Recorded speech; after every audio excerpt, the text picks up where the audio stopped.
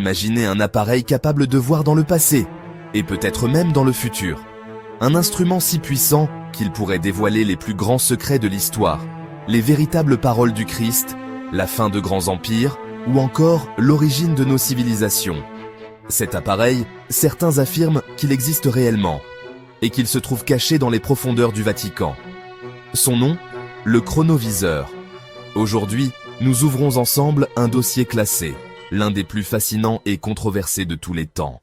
Le chronoviseur n'est pas une invention moderne de science-fiction. Son histoire commence dans les années 1950-1960, dans les cercles les plus fermés de l'Église catholique. Un nom revient sans cesse, le père Pellegrino Ernetti, un bénédictin italien, exorciste, exorciseur d'esprit, mais surtout passionné de musique ancienne et de physique. Ernetti n'était pas un simple religieux. Il avait aussi étudié les mathématiques et la physique quantique. Selon ses propres écrits, il aurait été invité à collaborer sur un projet secret mené par un groupe restreint de scientifiques et de prêtres sous l'autorité discrète du Vatican. Leur objectif ? Construire une machine capable de capter les ondes du passé. Car, selon Ernetti, tout événement laissé dans l'histoire n'est jamais vraiment perdu. Chaque son, chaque image, chaque mot prononcé laisserait une trace indélébile dans une sorte de mémoire cosmique. Une fois que l'on comprend comment syntoniser ces ondes, on peut littéralement voir et entendre ce qui s'est produit il y a des siècles. Cette idée, qui peut sembler folle, avait une base théorique. Dans la physique quantique, on parle de l'impossibilité absolue de détruire l'information. Tout ce qui existe laisse une empreinte. Le chronoviseur aurait donc été une sorte de poste de télévision, mais capable de se brancher non pas sur une chaîne, mais sur le temps lui-même.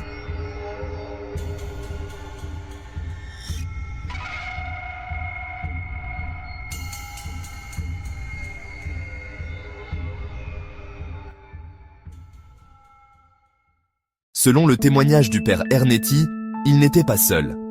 Parmi les cerveaux qui auraient participé à ce projet, on trouve Enrico Fermi, prix Nobel de physique, l'un des pères de l'énergie nucléaire. Werner von Braun, l'ingénieur allemand spécialiste des fusées récupérées par les Américains après la Seconde Guerre mondiale dans le cadre de l'opération Paperclip. Ces deux noms seuls suffisent à donner une aura de crédibilité au récit. Des génies de la physique nucléaire et de l'aérospatiale qui travaillent, dans le plus grand secret, à développer une machine temporelle sous l'égide du Vatican. C'est digne d'un roman de Dan Brown, mais c'est exactement ce que prétend Ernetti. Le chronoviseur aurait été construit grâce à une combinaison de technologies de pointe, des antennes capables de capter les résonances électromagnétiques du passé, des tubes cathodiques pour projeter les images, un système complexe de filtres et de récepteurs acoustiques. En somme, un mélange de télévision primitive et d'ordinateur quantique avant l'heure. Alors, que montrait ce chronoviseur ? Le père Ernetti affirme avoir assisté à des scènes incroyables, des discours de Napoléon, des représentations théâtrales de l'époque romaine, et surtout, la passion du Christ. Oui, selon Ernetti, ils auraient réussi à observer, en direct, les derniers jours de Jésus de Nazareth. Ils auraient entendu ses véritables paroles sur la croix, différentes de celles rapportées dans les évangiles. Mais ce n'est pas tout. Le chronoviseur aurait également permis de voir l'empereur Constantin, des batailles antiques, et même la disparition mystérieuse de certaines œuvres perdues. L'une des affirmations les plus incroyables d'Ernetti fut d'avoir reconstitué une pièce de théâtre grecque, Thyestes de Canto Ennio, dont les textes étaient considérés comme perdus. Il en publia un extrait, que certains philologues reconnurent comme authentique. Dans les années 1970, une photo circule dans certains journaux italiens. Elle représente Jésus agonisant sur la croix. Selon Ernetti, c'était une image directement obtenue avec le chronoviseur. Mais très vite, les critiques s'abattent. La photo n'était autre qu'un cliché d'un crucifix en bois conservé dans une église italienne. Était-ce une tentative de désinformation ? Une couverture ? Ou la preuve que tout cela n'était qu'une supercherie ? Pourtant, Ernetti n'a jamais varié dans son récit. Jusqu'à sa mort, il affirma que le chronoviseur avait bel et bien existé.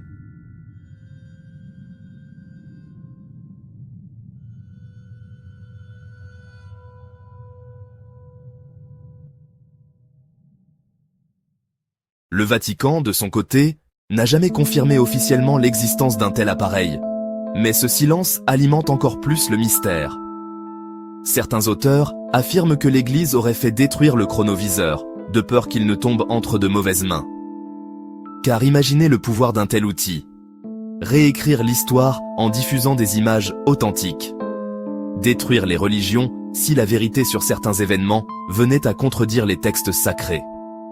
Manipuler la politique en révélant les secrets passés des dirigeants. Selon des rumeurs, le chronoviseur existerait toujours, soigneusement rangé dans les archives secrètes du Vatican, aux côtés d'autres artefacts mystérieux. En 1988, une étrange rumeur circule. Le pape Jean-Paul II aurait interdit formellement l'usage de toute machine permettant de voir le passé ou l'avenir, qualifiant cela de « dangereux pour la foi et la liberté humaine ». Simple coïncidence ou aveu indirect. Est-il possible qu'un tel appareil fonctionne réellement? La science moderne affirme que non, mais avec des nuances.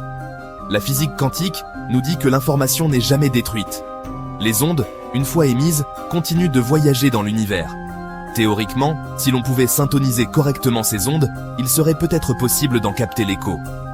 Les expériences sur les champs morphiques, la mémoire de l'eau ou encore la résonance akashique dans l'ésotérisme évoquent des concepts similaires. Ainsi, même si l'histoire du chronoviseur semble tirée par les cheveux, elle s'inscrit dans un cadre de recherche qui continue encore aujourd'hui. Comment capter les traces laissées par le passé? Autour du chronoviseur gravitent d'autres théories. Certains pensent que le Vatican aurait utilisé cette machine pour confirmer l'authenticité des reliques, comme le Saint-Suaire.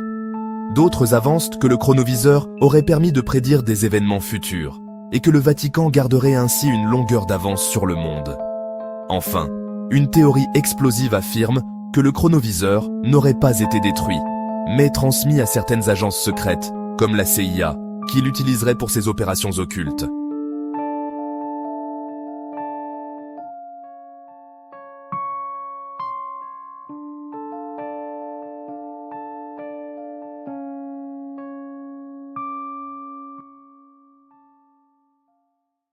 Alors, mythe ou réalité?